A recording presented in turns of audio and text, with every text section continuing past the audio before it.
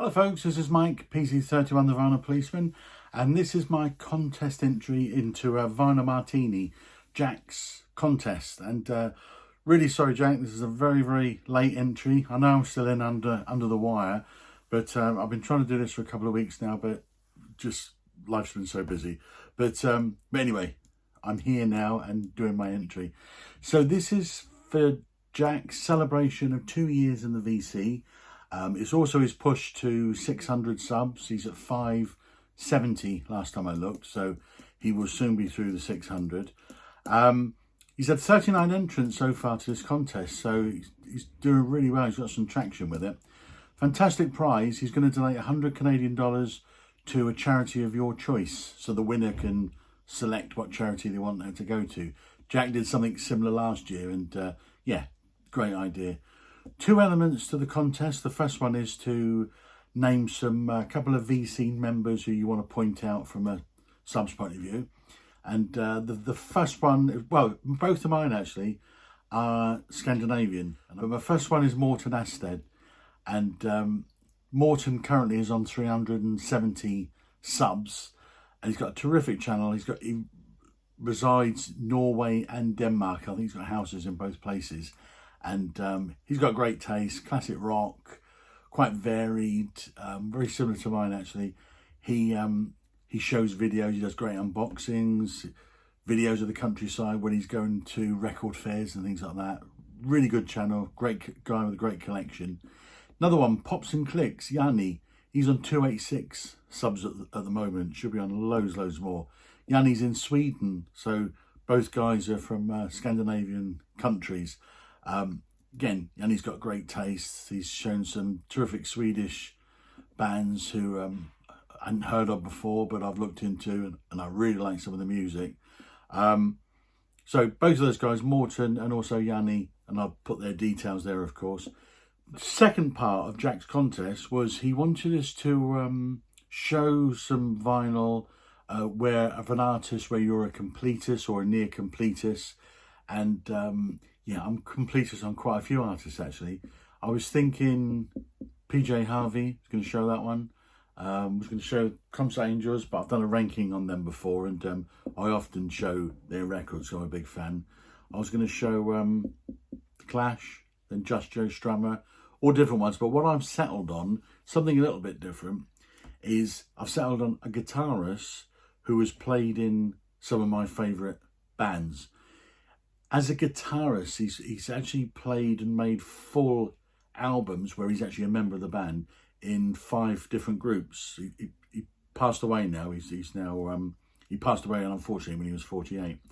But he made 11 albums where he was actually a member of the band, and I thought I had all 11, but I've got 10. So thanks, Jack. I didn't spot that, so I'm going to go and buy that one. So I thought that's what I'd do. So the name of the guitarist from Scotland, is John McKeoch. And John McKeoch, it all starts with this 7-inch single, Magazine, Shot by Both Sides, which came out in 77, 78. Yeah, 78. He actually met Howard Devoto of Buzzcocks in 1977, I think it was April 77, and in Manchester. And John McKeoch was taking an arts degree at the time. And John McKeoch and Howard Devoto left the Buzzcocks after I think just one album, and he wanted to form a new band. He actually got together with John McKeoch and they formed Magazine. And as I say, Shot by Both Sides is the first single. So I think this is the first record which John McKeoch ever appeared on effectively. I believe that to be the case. So just a very important single in that respect. They then went on with Magazine. The debut album from 1978 was the fantastic post-punk masterpiece, Real Life. Just an absolutely wonderful album.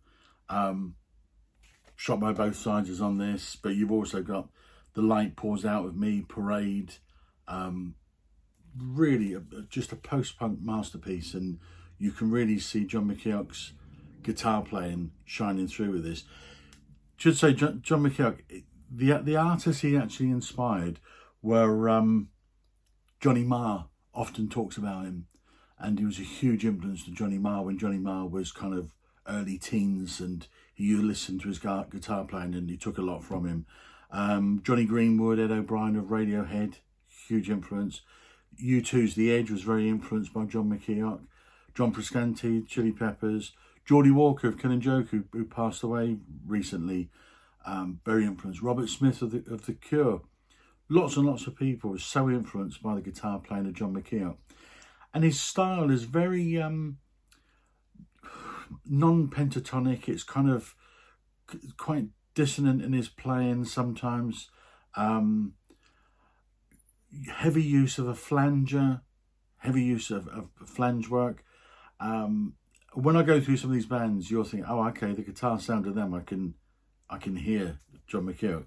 But anyway, real life, post-punk masterpiece. Magazine's second album, Secondhand Daylight, which is from 1979. Yeah, from 1979. Secondhand Daylight. And their third album, and John McKeoch left the band after this, but the correct use of soap. Again, those two albums for me never reached the peak of Real Life. I mean, that's the one. I mean, that's Magazine, absolute peak for me. He left after that because he didn't feel as if, with the band weren't having much commercial success.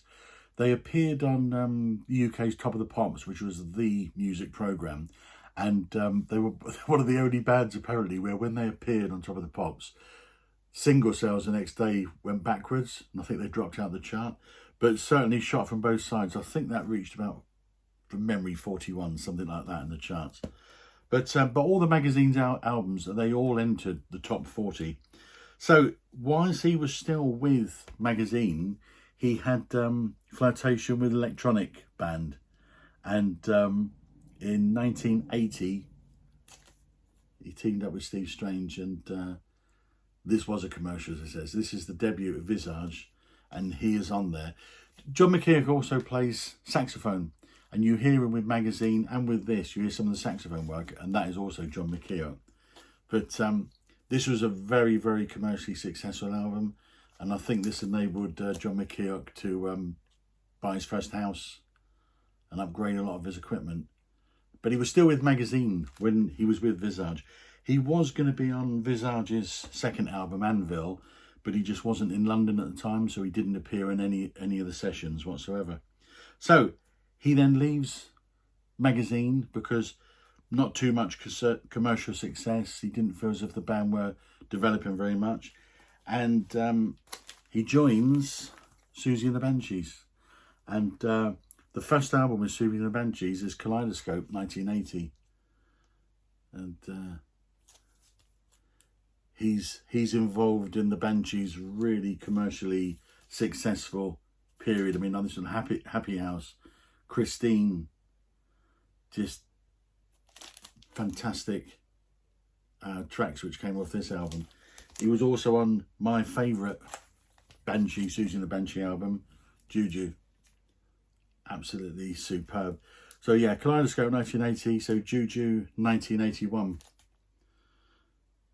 Such a great album, the atmosphere on this. And again, John McKeoch's guitar playing, it's fantastic. Have a listen to it, folks. Then in 1982, he was on A Kiss in the Dream House. And then that was his last record with the Banshees. And after he left the Banshees, he was always pretty close to the Skids, and the Skids and Magazine were on the same record label, so he knew Richard Jobson and Stuart Adamson quite well. And he did actually tour with the Skids. When Stuart Adamson was poorly, John McKeoch stood in with the Skids and he toured with them, but he never actually recorded anything with them. But when the Skids split up and Richard Jobson formed a new band, he went looking for John McKeoch because he was in between bands then, and they produced a band called The Armory Show and Waiting for the Floods, which again is another absolute post-punk classic. I think this is a wonderful album. John McKeoch's guitar playing, fantastic. And that was 1985. And then the last kind of major band which John McKeoch was with, and this is where he made 3 albums, and I thought I had all 3, but I've only got 2, so I don't know how that's happened. But Public Image Limited, so he joined up with John Lydon, and the first album he did with them in 1987 was Happy. So this is John McKeoch's wonderful guitar playing, and he loved, the reason why he joined Public Image, Pill, was because I know he absolutely loved John Lydon's lyrics, and he'd always loved the actual feel of the band, that bass and drum groove, and he felt he could add an awful lot to it. He also is on the album 9 from 1989.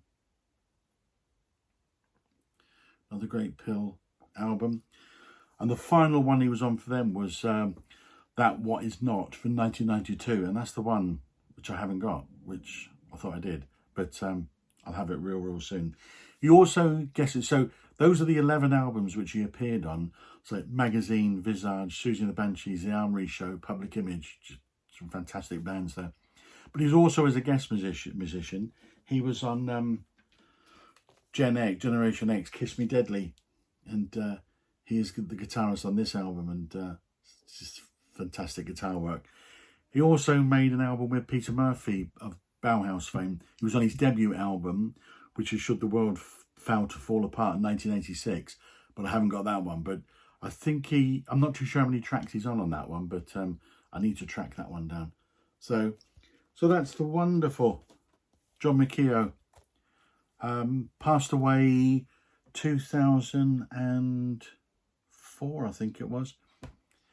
Yeah, McKeoch died at the age of 48 in his sleep on the 4th of March 2004 at his home in Cornwall. He was from Scotland, I can't remember if I said that or not, but he was Scottish, from sudden unexpected death in epilepsy. So died really young. But interesting, I just read a few quotes from, Susie, Sub Susie and the Banshees. She said, John McKeoch was my favourite guitarist of all time. He was into sound in the most abstract way. I love the fact that I could say, I want this sound to sound like a horse falling off a cliff, and he would know exactly what I meant. He was easily, without shadow of a doubt, the most creative guitarist the Banshees ever had. And Budgie, he actually said, as a tribute, without any disrespect to all the other guitarists we have worked with, none have the relaxed mastery and such a depth of expression as John McKeoch. No amount of scrutiny of film live performance tapes could reveal the subtle economy of technique that made the apparently complex phrase look so deceptively simple. Exasperated guitarist was often comments, but his hands don't even move. Brilliant guitarist, so influential. So that's why I've gone with him. So best of luck then, Jack. Competition, you've still got a couple of days, I think probably one day to get your entry in for Jack's competition. And as I say, sorry it's late, Jack, but there it is.